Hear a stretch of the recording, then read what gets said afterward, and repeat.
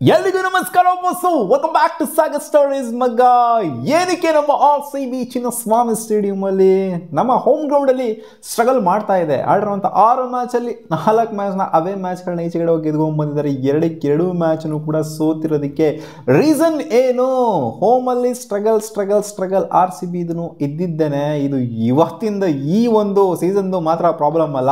History ತೆಗೆದು ನೋಡ್ತು ಅಂದರೆ ನಾವು ಈಚೆಗಡೆ ಗೆದ್ದಿರುವಂಥ ಮ್ಯಾಚ್ಗಳನ್ನೇ ಜಾಸ್ತಿ. ಸೊ ಆಲ್ಮೋಸ್ಟ್ ಅಲ್ಲೂ ಅಷ್ಟೇ ಮ್ಯಾಚ್ ಗೆದ್ದಿದ್ದೀವಿ, ಹೋಮಲ್ಲೂ ಕೂಡ ಅಷ್ಟೇ ಮ್ಯಾಚ್ ಗೆದ್ದಿದ್ದೀವಿ ನೋಡೋಕೆ ಅಂದರೆ. ಬಟ್ ಹೋಮಲ್ಲಿ ನಾವು ಯಾವತ್ತಾದ್ರೂ ಕೂಡ ಸ್ಟ್ರಗಲ್ ಮಾಡಿದ್ದೀವಿ, ಚೇಸ್ ಡೌನ್ ಮಾಡಿಸ್ಕೊಂಡಿದ್ದೀವಿ ಟಾರ್ಗೆಟ್ನ.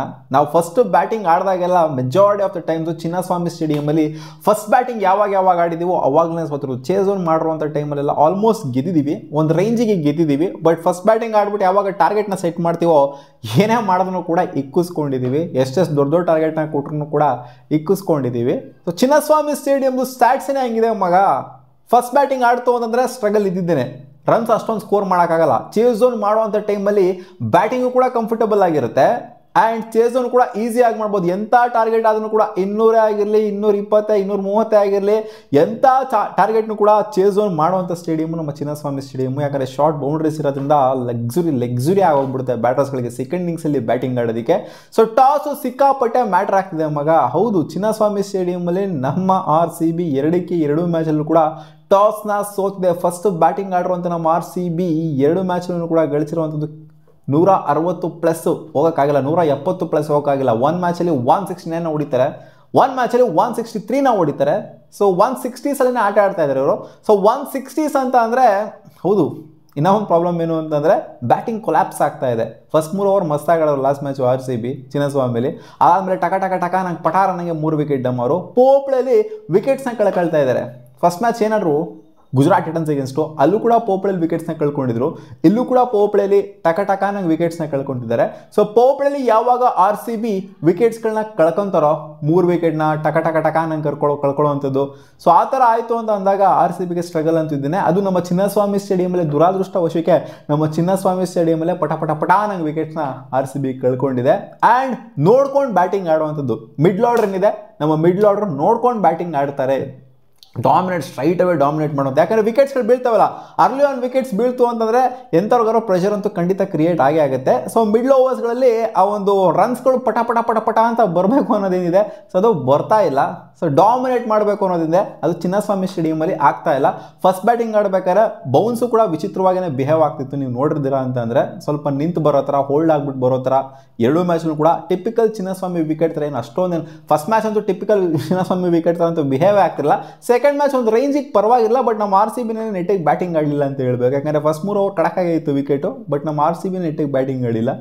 ಸೊ ಇಲ್ಲಿ ಟಾಸು ಸಿಕ್ಕಾಪಟ್ಟೆ ಕ್ರೂಷಿಯಲ್ ಆಗ್ತಿದೆ ಮಗ. ಸಿಂಪಲಾಗಿ ಹೇಳಬೇಕು ಅಂತಂದರೆ ನಮ್ಮ RCB ಸಿಂಪಲಾಗಿ ಈ ಟಾಸ್ನ ಗೆಲ್ತು ಅಂತಂದರೆ ಮ್ಯಾಚ್ನ ಆಲ್ಮೋಸ್ಟ್ 50% ಗೆದ್ದಂಗೆ ಲೆಕ್ಕ ಇಲ್ಲ ಚಿನ್ನಸ್ವಾಮಿ ಸ್ಟೇಡಿಯಮಲ್ಲಿ.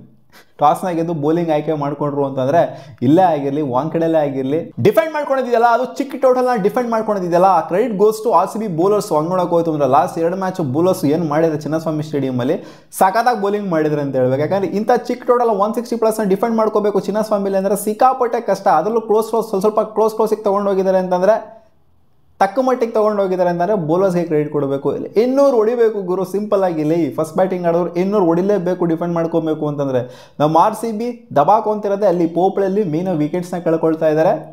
ಫಸ್ಟ್ ಬ್ಯಾಟಿಂಗ್ ಆಡೋರು ಗೆಲ್ಲಕ್ಕಾಗೋದೇ ಇಲ್ಲ ಅಂತಲ್ಲ, ಟಾಸು ಕ್ರೂಷಿಯಲ್ ಆಗ್ತಿದೆ, ಅದರಲ್ಲಿ ಪೋಪ್ಳಲ್ಲಿ ವಿಕೆಟ್ಸ್ನ ಕಳ್ಕೊಳ್ತಾ ಇದ್ದಾರೆ ನಮ್ಮ RCBಲಿ. 3 ವಿಕೆಟ್ ಪಟ್ ಅಂತ ಪೋಪ್ಳಲ್ಲಿ ಕಳ್ಕೊಳ್ತಾ ಇರೋದ್ರಿಂದ ನಮ್ಮ RCB ಕೈಲಿ ಆಗ್ತಾ ಇಲ್ಲ. ಅದೇ ನೀವು ಅವೇ ಗೇಮ್ನ ತೊಗೊಂಡು ನೋಡಿ, ನಮ್ಮ ಓಪನರ್ಸಲ್ಲಿ ಒಬ್ಬರಾರು ನಿಂತ್ಕೊತಾರೆ. ವಿರಾಟ್ ಕೊಹ್ಲಿ ಅವರು ನಿಂತ್ಕೊತಾರೆ.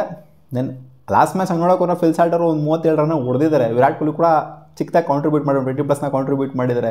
ಬಟ್ ಪಟ ನಂಗೆ ಪೋಪ್ಳಲ್ಲಿ ವಿಕೆಟ್ಸ್ ಬಿದ್ದೋ. ಫಿಲ್ ಸಾಲ್ಟ್ ಆಗ್ತಿದ್ದಂಗೆ ನಂಗೆ ಡೇವಿಡ್ ಪಡಿಕಲ್ ಔಟ್ ಆಗೋದು.